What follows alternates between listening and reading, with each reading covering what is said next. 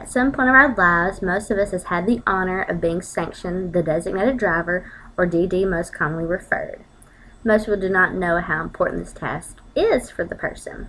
Being dubbed the DD means that you hold the lives of humans in your very hands. This task should not be taken lightly.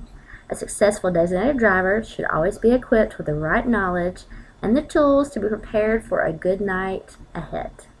The most important thing to remember being the DD is that you will not, at any point of the night, consume a substance that will impair your judgment.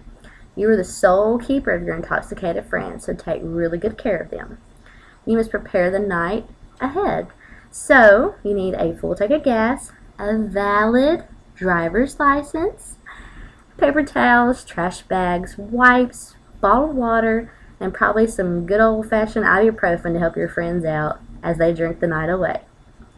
Alright, once you made the preparations needed, it's time to go pick up your future, or more than likely already intoxicated friends. So, let's get this going.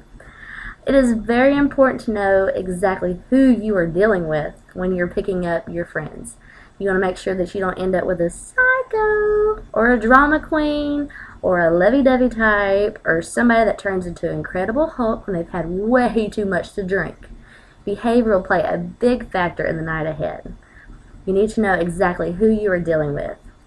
Before you actually get to where you're going, you should all set a time where you're going to meet and what time you're going to head home. This process is a lot easier when they are sober, or closer to sober, than actually at the end of the night. Select an appropriate time and actually stick with that decision.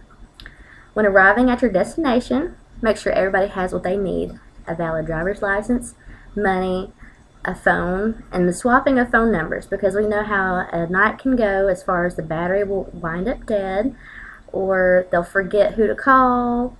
Not Ghostbusters, but they'll forget who to call. So it's good to go ahead and make sure everybody has numbers and kind of does like a buddy system, I guess you could say.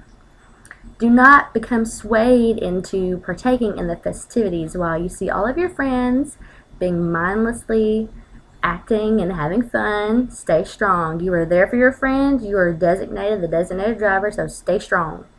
When the time is ready to leave, get your game face on. Convince the riders that it is now time to leave. It's closing time. Do not become swayed. After completing this tedious task, which we know can be very tedious, go ahead and get them in the vehicle and have them properly harnessed. That way, in case of an accident happens, they are safe and secure, and this will protect them. Nothing is worse than your friends wanting to go eat. They want to go in somewhere and eat. So, if they're not too drunk, it's best to probably go through a drive-through, or maybe a convenience store. I'd probably say a drive-through, though, just in case. There's nothing worse than intoxicated friends becoming intolerable, thinking that they are 10 foot tall and bulletproof. Now that your Voyagers are fed, it is time to take them home. Sometimes it's hard to actually get them in the house, in the house, period. Maybe not in the bed, but just in the house, period. As long as they're in the house and they're safe, they're good. Your job of the designated driver is complete. Becoming a successful designated driver is a daunting task that takes a lot of patience to master. Ensure the night goes smoothly and without an incident, something not everyone is equipped to handle.